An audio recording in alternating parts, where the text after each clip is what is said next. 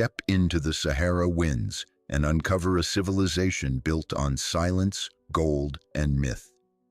The Gold Kings of Silence, the untold rise of the Ghana Empire, takes you on a cinematic journey into one of Africa's greatest forgotten empires. From its mysterious origins to its astonishing wealth and secretive rulers, this is the story that textbooks left out, but your imagination won't forget. In the heart of West Africa, beyond the reach of modern maps, and far from the echoes of popular history, once stood a kingdom that shimmered with untold wealth, yet spoke in silence. Its rulers never left behind scrolls or monuments, but in the golden dust of ancient trade routes, whispers still speak of them. The Gold Kings of Silence. How could an empire so rich, so powerful, leave behind so little? Who were these shadowy monarchs who ruled not with swords or scrolls, but with gold and mystery? And why have they been almost entirely erased from the chapters of world history? This is not the Ghana you see on today's map. This is the ancient Ghana Empire, Ouagadougou, born over 1,000 years ago in the vast Sahelian belt of West Africa. It flourished at a time when Europe was fragmented and struggling through its dark ages, while in the African heat, a civilization of trade, ritual, and astonishing sophistication quietly thrived. The Ghana Empire wasn't built on war, but on silence. Traders from the north would approach with salt, white gold, and exchange it for the yellow metal that poured from Ghana's rivers and mines, but they never spoke. The trade was done in total silence. A trader would leave their goods, walk away, and return later to see if the offer was accepted. If not, they would add more, still without a word. And the kings, their power was so immense, their presence so divine, that they were said to speak only through intermediaries, never directly to their people. This is the untold rise of a civilization whose story has been buried beneath centuries of neglect and colonially skewed narratives. A story of gold, spirit, silence, and splendor. A story of rulers draped in gold-threaded robes, cities of vibrant markets, and caravans stretching beyond the horizon. In this video, we'll journey through the forgotten world of the Ghana Empire, from its mythical origins to its golden zenith and the cultural mysteries that defined its rule. We'll uncover how it grew from scattered villages into one of the richest empires the world has ever seen, and why its legacy still matters today. So, sit back and let the desert winds carry you across time. The Gold Kings are calling, and it's time their story was finally heard. Before there was an empire, there was a land shaped by sun, sand, and silence. The Sahel, a semi-arid belt stretching beneath the Sahara, was more than a dry expanse. It was alive. Rivers like the Niger carved paths of fertility through it. Herds moved with the seasons, and people learned to live in harmony with the rhythms of the land. This was the cradle of a civilization long in the making. Among the first to leave their mark were the Soninka people. Skilled in agriculture and metallurgy, they built small settlements that would later connect into trading hubs. Oral traditions passed down by griots, West African storytellers and historians, speak of the founding of Ouagadougou by Dinga Cissé, a semi-mythical figure whose arrival from the east sparked the unification of disparate clans. His lineage would give rise to the earliest kings of Ghana. But long before kings and gold, the people revered the land and the spirits they believed lived within it. Their religion was animist, their rituals rooted in a deep respect for nature and ancestry. Every tree, stone, and river carried meaning. Elders guided villages, shamans interpreted signs, and community ties were strong.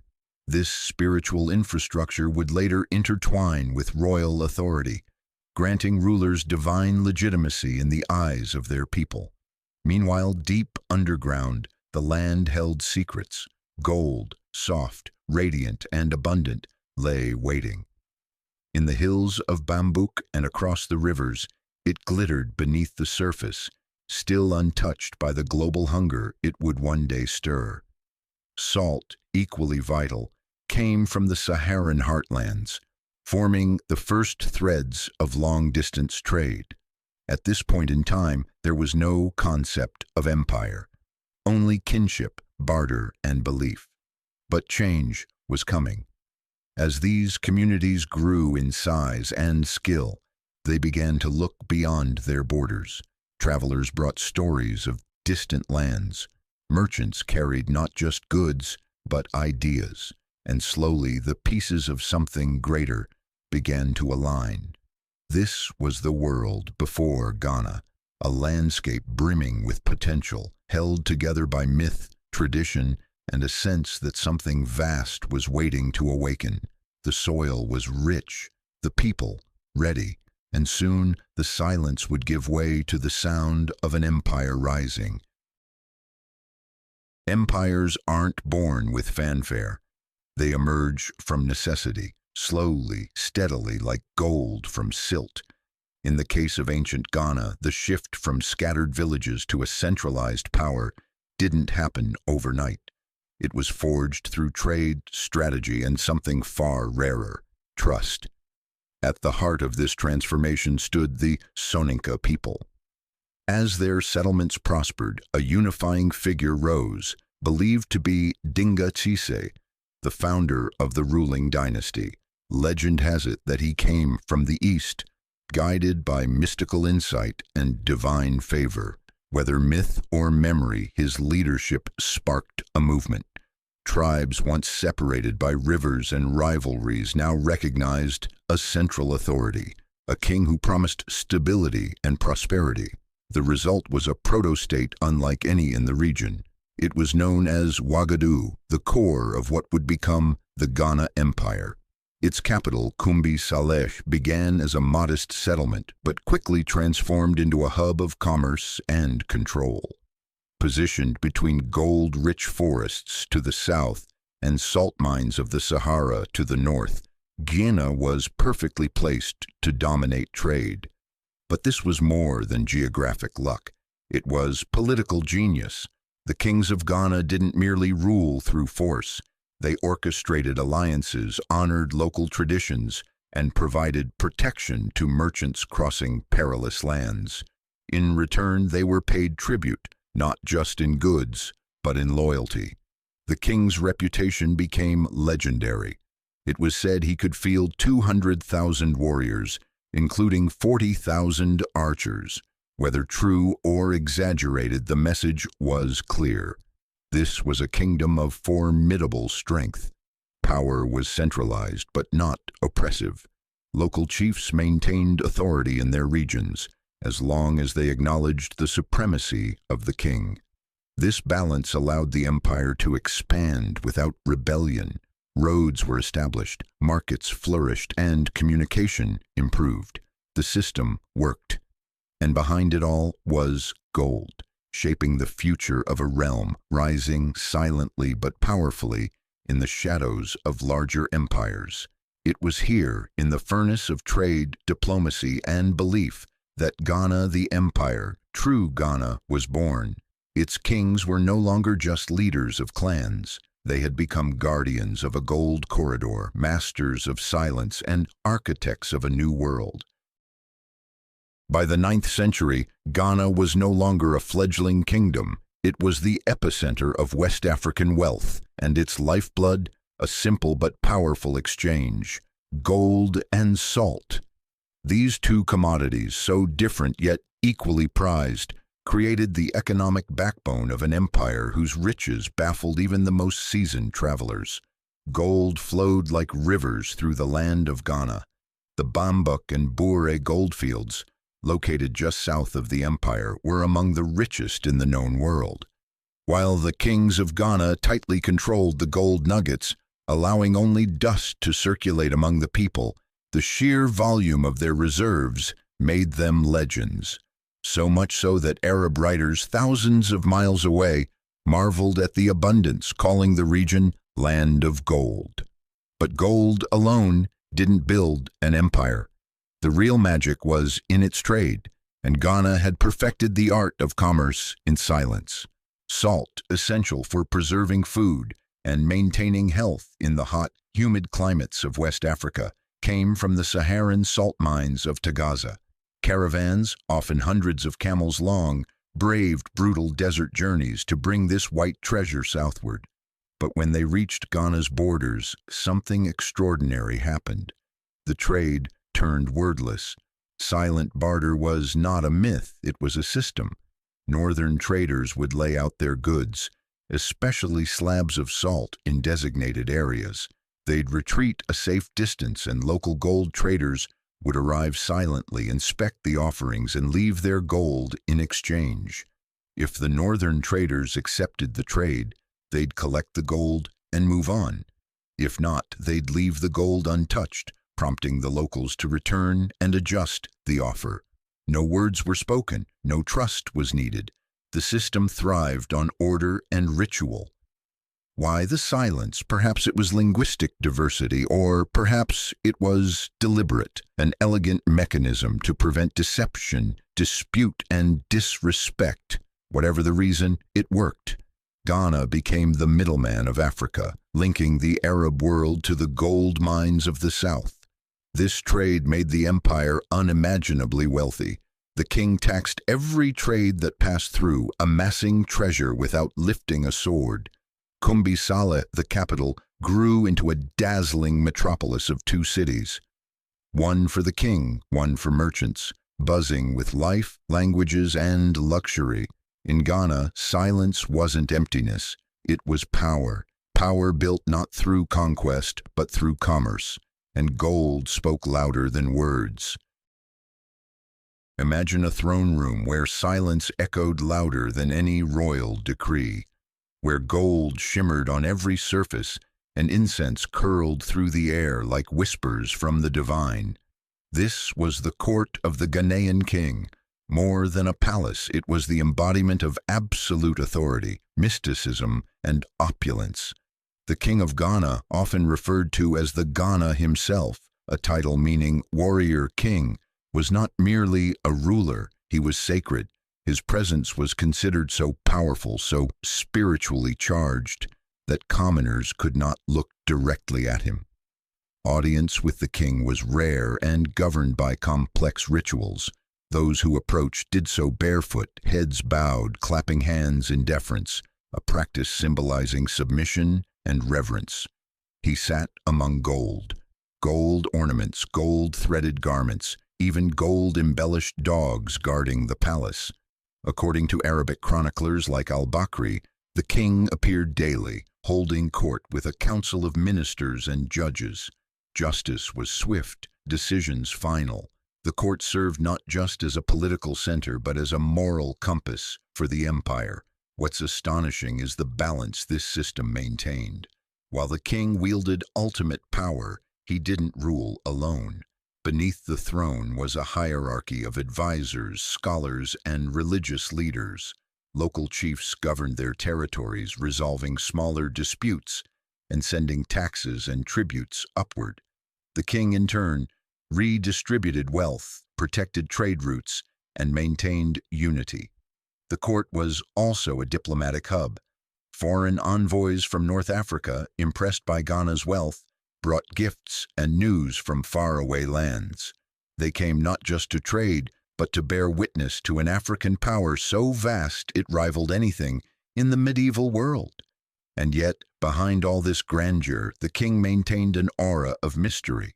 He rarely spoke in public. Messages were delivered through trusted emissaries. His words were law, but his silence was just as potent, an extension of the sacred traditions that wove spirituality into governance. Here, in this gilded chamber, power was not shouted, it was shown. The court of the Ghanaian king stood as a living testament to the idea that true strength lies in perception, poise, and presence. In Ghana, the king didn't have to speak. The gold spoke for him. The rise of Ghana wasn't only a tale of gold, it was also a tale of gods. In the beginning, the people of Ouagadougou worshipped the spirits of the land. Their beliefs were deeply animist. Every mountain had a memory, every river a guardian. Rituals, sacrifices, and ancestor veneration tied their identity to the spiritual world around them, but the winds of faith were shifting. As trans-Saharan trade intensified, it brought more than just salt and silver. It brought Islam. Arab and Berber merchants journeyed south not only as traders, but also as cultural emissaries. They carried with them books, ideas, and a new vision of the divine. Slowly, inevitably, this new faith began to leave its imprint on the empire. At first, Islam existed only on the fringes, confined to the merchant city of Kumbi Saleh, which housed a significant Muslim population. Arabic schools were established. Mosques rose from the dust. Scholars gathered to debate theology, law, and philosophy. Islam offered structure, literacy, and connection to the broader Islamic world. It also opened Ghana to diplomatic ties with powerful Islamic caliphates across North Africa and the Middle East. Yet the ruling elite held firm to their traditional beliefs. The kings of Ghana, though tolerant, did not convert. They allowed Muslims to practice freely, but retained their ancestral religion and its accompanying rituals. To them, divine legitimacy was rooted in their sacred lineage, their role as spiritual intermediaries between the people and the natural world. This coexistence wasn't always smooth. Tensions occasionally flared between the conservative royal court and more zealous Muslim populations. But Ghana's genius was in its balance. Faith was not forced. It flowed. Over time, the two systems began to interact. Animist rituals adopted Islamic motifs. Islamic architecture fused with local aesthetics. A hybrid culture emerged, one that was intellectually alive, spiritually diverse, and politically stable. This moment in history defies the simplicity of conquest. It was not a clash, but a convergence. A golden empire embraced the fire of new faith without losing its soul. And in doing so, it planted seeds that would later bloom in future empires, Mali and Songhai, where Islam would take root at the heart of power. But the fire that warms can also consume, and Ghana's delicate balance would soon be tested. Every empire has its moment of glory and its moment of decline. For Ghana, that moment came not with a single battle, but through a slow unraveling of silence, strength, and sovereignty. By the 11th century, cracks had begun to form beneath the golden surface. The wealth that had once united Ghana was now attracting enemies. Chief among them were the Almoravids, fierce Islamic reformers from the north, fueled by religious zeal and military ambition. They sought to purify the faith and control the lucrative trade routes that Ghana had long dominated. Around 1076 CE, the Almoravids launched a military campaign against Ghana. They captured Kumbi Saleh and disrupted the very core of the empire. Though the kings would eventually reclaim some control, the damage was done. Trade routes were destabilized, salt caravans shifted paths, gold supplies dwindled. The silence that once governed transactions turned into confusion, suspicion, and conflict. But foreign invasion wasn't the only storm brewing. Internally, the empire faced growing strain. Local rulers, emboldened by Ghana's weakening grip, began asserting independence. The intricate balance between king and chiefs fractured. Without the king's unifying authority, smaller kingdoms emerged, each vying for control of trade and territory. Climate, too, played its part. Prolonged droughts weakened agriculture, strained populations, and forced migrations.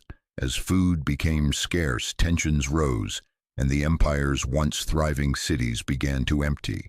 What was once a hub of order and prosperity turned into a scatter of isolated regions. Ghana did not fall in a blaze of glory. It faded, quietly, As silently as it had once traded, it disappeared into history's background. By the 13th century, the empire had splintered into fragments, absorbed by rising powers like the Mali Empire, which inherited its trade networks and its spirit, but also moved in new directions. And yet, Ghana's story is not one of failure. It is one of transformation. Its silent trade taught diplomacy. Its spiritual fusion taught tolerance. Its political systems laid the groundwork for future African greatness. The fall of silence was not the end. It was a pause, a moment before a new voice rose in the desert, a new empire, a new king, and a new legacy. But that is another story. The story of the Ghana Empire doesn't end in silence. It echoes. Long after its decline, long after its cities crumbled and its trade routes shifted, Ghana's legacy lived on in the memory of its people, in the structure of new empires, and in the rhythm of oral tradition.